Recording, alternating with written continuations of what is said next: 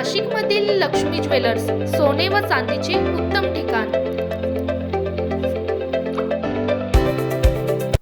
शेतकरी व कष्टकऱ्यांच्या प्रलंबित मागण्यांकडे सरकारचे लक्ष वेधण्यासाठी अखिल भारतीय किसान सभेचा लाल वादळ पायी मोर्चा रविवारी दिनांक 25 सकाळी म्हसरूळ येथून मार्गस्थ झाला। घोषणांनी आकाश दुमदुमवत हा मोर्चा पंचवटी मार्गे CBS कडे रवाना झाला। सुमारे 3 किलोमीटरहून अधिक रस्ता व्यापलेल्या हजारो आदिवासी व शेतकऱ्यांच्या शिस्तबद्ध मोर्चाने शहरवासियांचे लक्ष वेधून घेतले। रविवार असूनही नागरिकांनी रस्त्याच्या दुतर्फा गर्दी करत मोर्चेकऱ्यांचे स्वागत केले व पाठिंबा दर्शविला।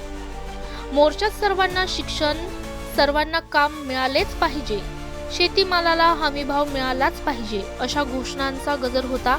हा मोर्चा म्हसरूळ RTO कॉर्नर, तारावाला नगर, दिंडोरी नाका, पंचवटी, मालेगाव स्टँड मार्गे CBS कडे रवाना झाला। मुंबईकडे धडक देण्यासाठी नाशिक जिल्ह्यासह विविध भागांतील हजारो शेतकरी शनिवारी दिनांक 24 रात्री शहरात दाखल झाले होते। म्हसरूळ येथील आरोग्य विज्ञान विद्यापीठासमोरील वन विभागाच्या परिसरात त्यांनी मुक्काम टाकला होता। रात्री उशिरापर्यंत मोर्चेकरी दाखल होत होते। बळीराजासाठी नगरसेवकांचा पुढाकार। म्हसरूळ प्रभाग क्रमांक 1 येथील नगरसेवक प्रवीण जाधव यांनी रात्री व सकाळी पाणी, वीज पुरवठा तसेच नाश्त्याची व्यवस्था केली। RTO कॉर्नर व गोरक्षनगर येथे मोर्चेतील नेत्यांचा सत्कार करण्यात आला। नगरसेविका दीपाली गीते व माजी स्थायी समिती सभापती गणेश गीते यांनीही मोर्चेकऱ्यांचे स्वागत करत त्यांच्या मागण्यांना पाठिंबा दर्शविला।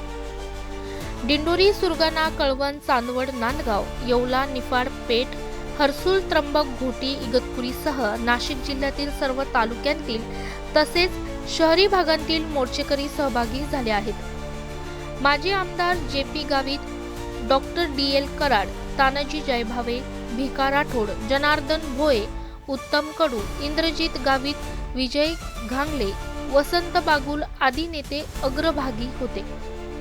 वन हक्क कायद्याची प्रभावी अंमलबजावणी, वन जमीन व गायरानधारकांना स्वतंत्र सातबारा उतारे, शिक्षणाचे खाजगीकरण थांबवणे आणि पश्चिम वाहिनी नद्यांचे पाणी स्थानिकांना देणे आदी प्रमुख मागण्यांसाठी हा मोर्चा काढण्यात आला आहे।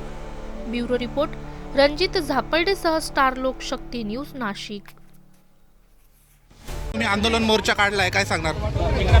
आमच्या मुख्य ज्या प्रश्न आहेत तो पश्चिम वाहिन्या नद्या वळवून ते पाणी मराठवाडा आणि खानदेशच्या दुष्काळी भागाला दिलं पाहिजे। वन जमिनीचा कायदा 2005 साली झाला, त्या कायद्याची कुठल्याही प्रकारची आतापर्यंत अंमलबजावणी झाली नाही। 20 वर्षे निघून गेले, परंतु सरकार ते अंमलबजावणी करायला तयार नाही। त्याचबरोबर संबंध शेतकऱ्याला 24 तास वीज पुरवठा झाला पाहिजे। शेतकऱ्याचा शेतीमाल हा सरकारने हमी भावात खरेदी केला पाहिजे। जसा हाताला बोनस मिळतो तसा बोनस इतर पिकांना सुद्धा शेतकऱ्यांच्या मिळाला पाहिजे। ह्या प्रमुख आम्ही 7 मागण्या घेऊन सरकारकडे चाललेलो आहोत।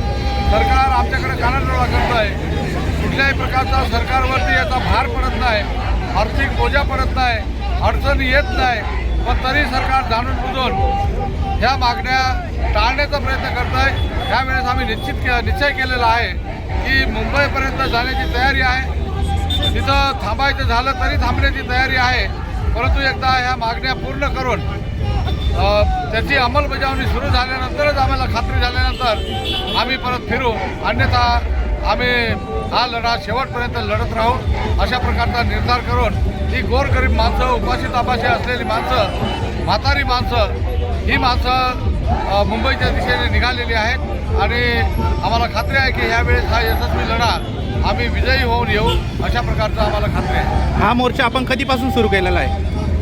हा एक म्हणजे 17 जानेवारीपासून आम्ही वेगवेगळ्या पद्धतीची आंदोलनं सुरू केली। सरकारला जाग यावी म्हणून काही ठिकाणी धरणं आंदोलन, तर काही ठिकाणी रस्ता रोको, काही ठिकाणी मोर्चे, असे वेगवेगळे आंदोलनाचे प्रकार अत्यंत शांततेच्या मार्गाने आम्ही पार पाडले, परंतु सरकार लक्ष द्यायला तयार नाही आणि म्हणून आम्ही हा 21 पासून मोर्चाला सुरुवात केलेली आहे। प्रत्येक तालुक्याच्या ठिकाणावर हे मोर्चे सुरू झालेले आहेत. आज सगळे मोर्चे नाशिक ठिकाणी एकवटलेले आहेत. नाशिकहून आता मुंबईच्या दिशेने हा संबंध नाशिक जिल्ह्याचा लॉंग मार्च आता सुरू झालेला आहे.